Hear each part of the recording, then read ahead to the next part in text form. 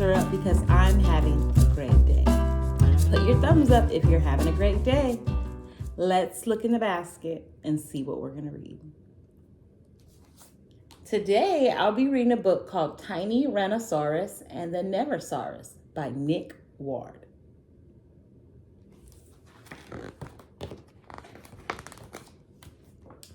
Tiny Rannosaurus Rex loves his bedtime stories, and because he is the fiercest little dinosaur ever, he especially likes scary stories. The scarier, the better. "Tell me a story, Mom," Tiny said when he was tucked up in bed. "A scary story. Do you want the one about the scary snort-wurgler?" asked Mom.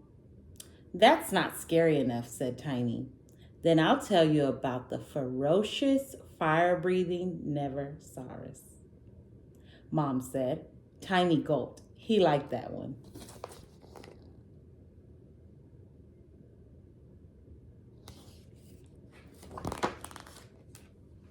When the moon is high and the night is dark, the ferocious, fire-breathing Never-Saurus pads quietly through the streets, said Mom. Gnashing his big yellow teeth, the Never-Saurus peers through the windows and growls through the locks, making sure all little dinosaurs are safely tucked up in bed. Even though no one has ever seen the Never-Saurus, you must be very careful because if the Never-Saurus ever sees a little dinosaur like you out after dark, But there, Mom stopped because Tiny Rannosaurus was already fast asleep.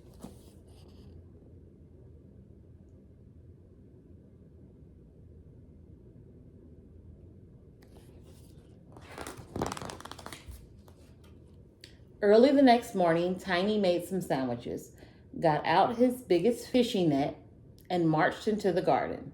"Where are you going?" asked Mom. "I'm going to catch that ferocious, fire-breathing Never-Saurus," said Tiny. "We'll make sure you are back in time for dinner," smiled Mom.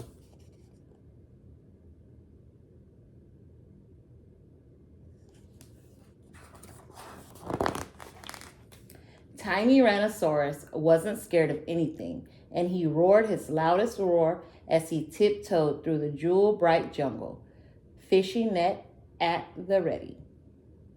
This is just the sort of place to find a Never-Saurus, he thought. And then he heard a noise coming from the undergrowth, a rumbling, wheezing noise. Tiny swung his neck. "Got you, you horrible Never-Saurus," he growled. "But..."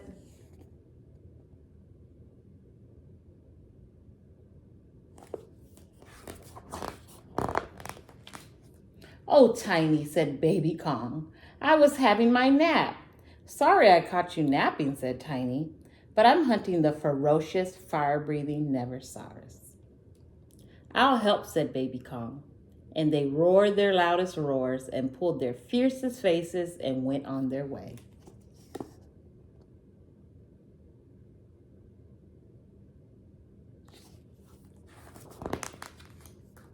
"This is just the sort of place to find a Never-Saurus," whispered Tiny as they tiptoed up to the edge of the bubbling, sulfurous swamp.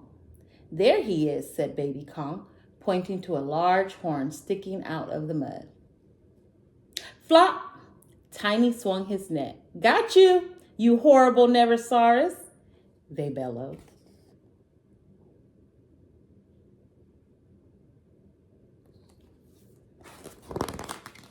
"Oh, Tiny," said Dinosaurus.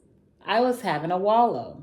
"Sorry to stop your wallowing," said Tiny, "but we're after the ferocious, fire-breathing Never-Saurus." "I'll help," said Dinosaurus, and they roared their loudest roars and crashed their mighty jaws and went off to find the ferocious, fire-breathing Never-Saurus. Roar!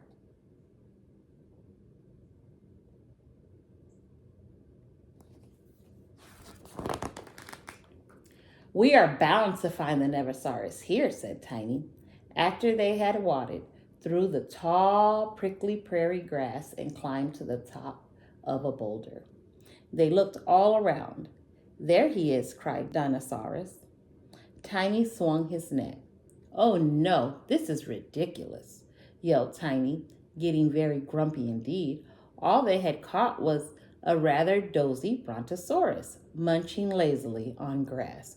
We'll never find the Neversaurus at this rate. Let's climb the big volcano, suggested Baby Kong. We'll be able to see for miles and miles from there.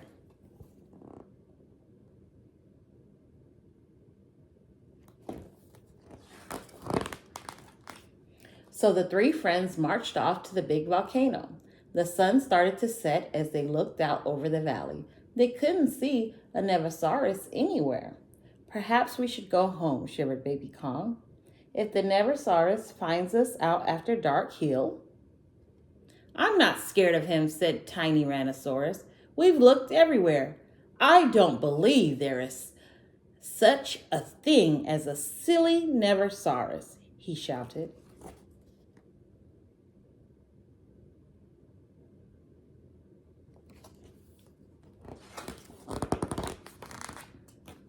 But if only they could see what you can see.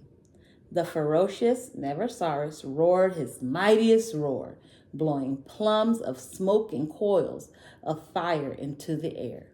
Quick, cried the friends, the volcano is erupting. And as the ground shook and the sky filled with flares and flashes and whiz-bangs, they scampered all the way down the hill. Good, smiled the Neversaurus. They should get home in time for dinner.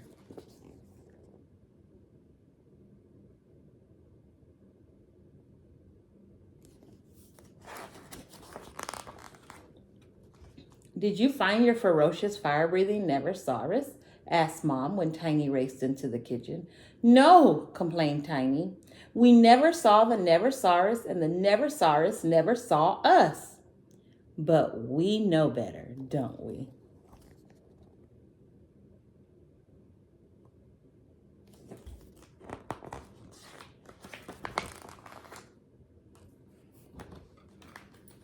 The end. Again, the book is called Tiny Rannosaurus and the Neversaurus by Nick Ward. And the message of the day is enjoy dreaming after Mommy and Daddy tuck you into bed. I hope you enjoyed this story, and we'll see you next time, my little ones.